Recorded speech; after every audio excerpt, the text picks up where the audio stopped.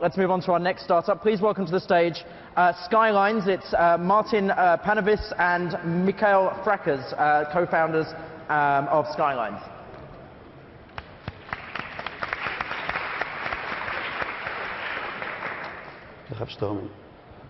Sorry, I rushed you there with the setup. No problem.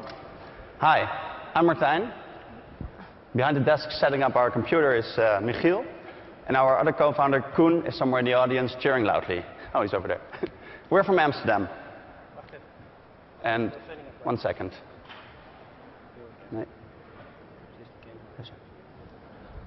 There you go.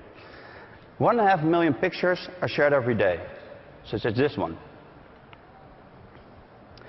And a lot of fast-growing companies, such as Instagram, YFrog, and TwitPic, are sharing these photos. The question is, how do you find pictures you like? That's where we come in. Skyline organizes real-time photos. So we'll do for real-time photos what Google did for websites. We connect to your social networks to collect your interests. We really believe interests are more than just people. They can be something, someone, or somewhere. So how do we do that? From Facebook, we collect the pages you have liked. From Twitter, we connect your saved searches and recently used hashtags. And we're working on integrating to Foursquare to collect the places you're a mayor. But we had an unscheduled trip to New York coming up. Sorry, Dance. Then we collect over 1 million pictures a day from services such as Instagram, TwitPic, and YFrog. And we're working on connecting many others, such as Color and PicPlease. Matching your personal interest to that stream of real-time photos means everybody gets his own Skyline. Hence, the company name Skylines. So how does it look? This is our website. Let's say you're interested in pictures of this route. You'll see a stream of real-time photos, such as this one. That guy looks great. A Skyline is like a Twitter timeline. It's a real-time stream of photos with the most recent pictures shown on top. You can also sort the pictures by our picture rank algorithm, or only show photos from your friends. We found that this is really useful for current events. At the other side of the world, currently the movie festival in Cannes is going on.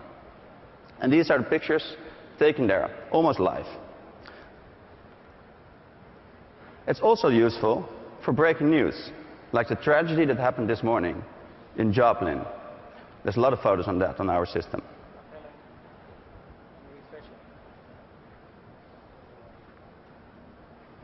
That happens with live demos.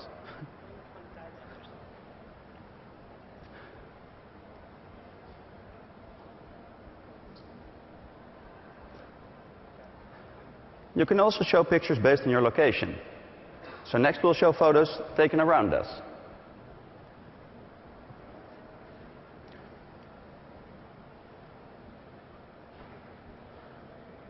We are not only launching this as a website, but also as an app, both on iPhone and on Android.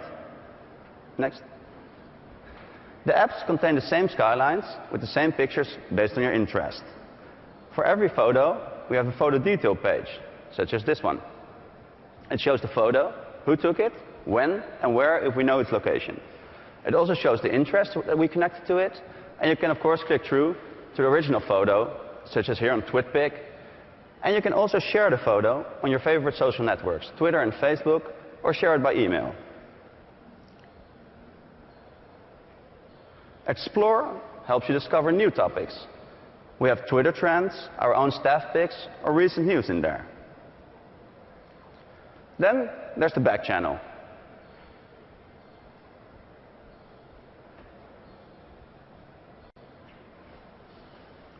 The back channel aggregates photos around one topic from all different picture services and shows them like a screensaver, full screen, automatically refreshing. You can check out skylin.es/backchannel for the photos of TechCrunch Disrupt. So how do we make money? Since users define their own interest, brands can target an interest, like TechCrunch Disrupt, if they want, combined with location or time. So for example, TechCrunch Disrupt might be suitable for large brands, while TechCrunch Disrupt at Pier 94 will be suitable for the deli across the street, who can offer a discount to attendees. We're also working on a widget for brands and site owners who can include our picture stream on one topic onto their own website. They can revenue share on our ads or pay us a monthly fee for an ad-free experience.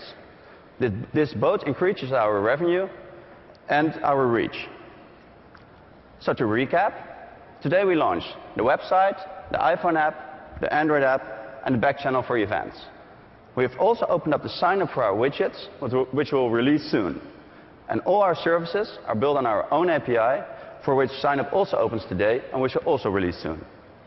Thank you for your attention, and thanks to TechCrunch for, after 400 years, giving a couple of Dutch guys a chance to take Manhattan once again.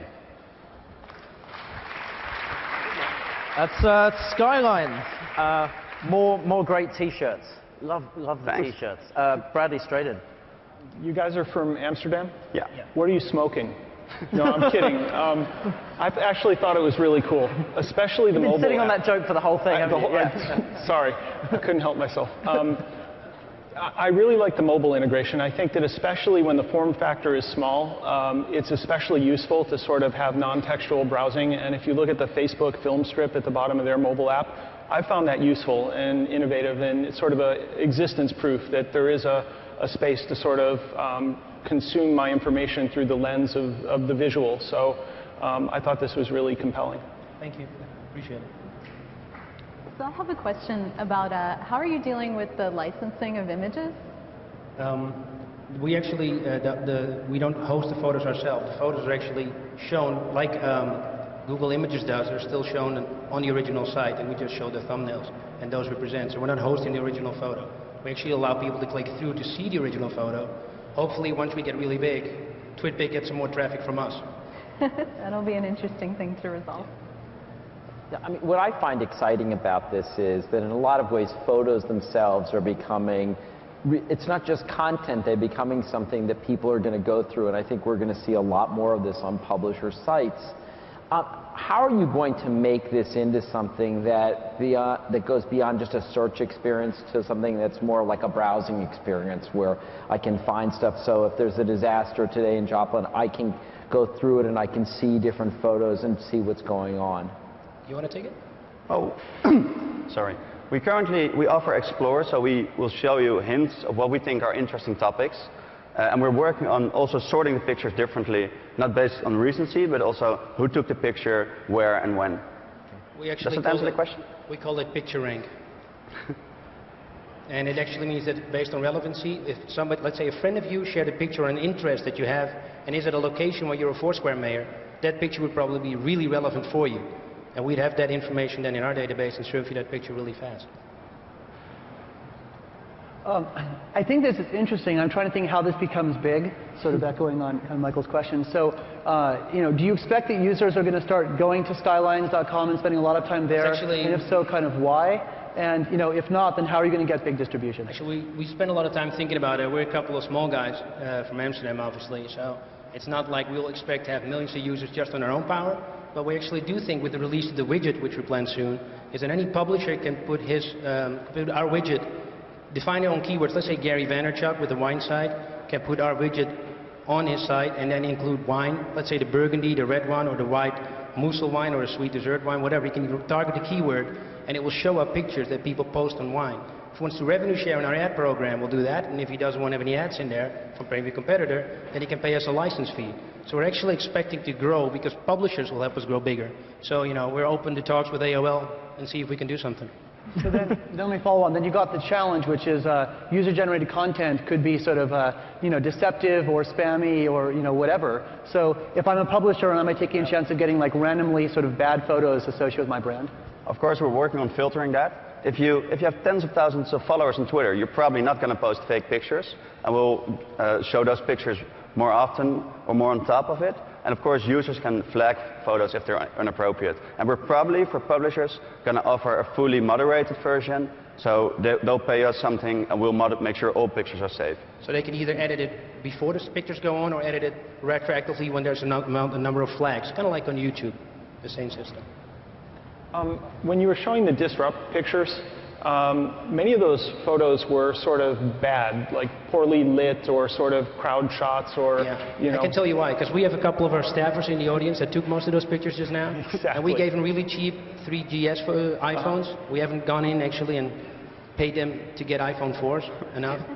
So that's why the pictures are not up there. But I mean, my question is, does that matter? I mean, if the photos are relevant to me, you know, a bad photo of something I care about. In this case, we don't think so. We actually wanted to show you that they were timely, that we can actually find pictures that were posted 3 seconds ago. And you could do it on Instagram, TwitPic, YFrog, and soon services like Color and the other stuff that's coming out that we really love. You heard Dave Morin this morning from Path talk about stacks that they're introducing. Well, I'm hoping he will open it up so we can build on top of their API and integrate those photos as well. For us, it's more about showing you fast results here, really quick. We took it from Google, and they did pretty well with that.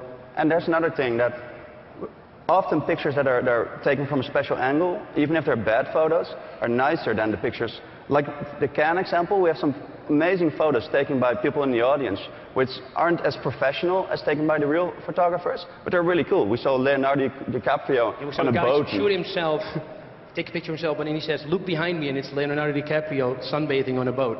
It's not the best picture. It's the best photo, but it's funny. Yeah. So that actually brings another question. Do you think that there are sort of a few use cases that are likely to dominate, like you mentioned, celebrity spotting, or could be sort of news disaster coverage or something? Have anything from your early thoughts on that? Well, when we were testing it, we had a couple hundred people try out the app, and then we started looking at what kind of interest shows up the most photos, and it was Star Wars. So we can never tell in advance what people are going to do. We can predict the use case, and we feel it's, and this is not being arrogant, but it's like Twitter. You can't tell. I think when they started Twitter, and I know Biz, I don't think he ever thought that Hillary Clinton would call up and say, please don't go down for maintenance during the Iranian elections. You know, you don't know. And in this case, we never knew when we were up here just 2 hours ago about Joplin, because we were still coding last night. We actually saw it as we were behind the demo table, and then somebody said, could you do Joplin? And it showed up. So you can't tell, you know, and hopefully it'll be more fun pictures than the pictures from the tornado, obviously. One of the things that we were asked to do in our role as judges was to make suggestions. And I think that given where a lot of the world is going to go in terms of how people are going to view photos, it would be great if you had some sort of a timeline. So if I'm looking at an event, again, coming back to what's about to happen in tornadoes or what happened in Japan, will I be able to have a timeline in which I can see as things are evolving? Basically, the website is a timeline. Oh, so let's see. So much happier when he actually uses the computer. The most recent photos are on top, and the older ones are at the bottom. That is our timeline. There's a Twitter-like timeline where the latest one comes on top, unless you click relevant, and then it sorts you in a Google-esque way, or a Bing kind of way, what is the most relevant search. Fantastic. So you can tweak that. Okay, well, we're actually out of time, but you guys can demo that later. But give a big round of applause for Skylines. Thanks. All right. Who I gather were just a couple of guys from Amsterdam. All right, so that leaves us with just one more startup to go, and then the judges will submit their votes. And then again, the judges' votes will be tabulated. There'll be some audience voting. The whole thing will be put together, and then on Wednesday, you'll be seeing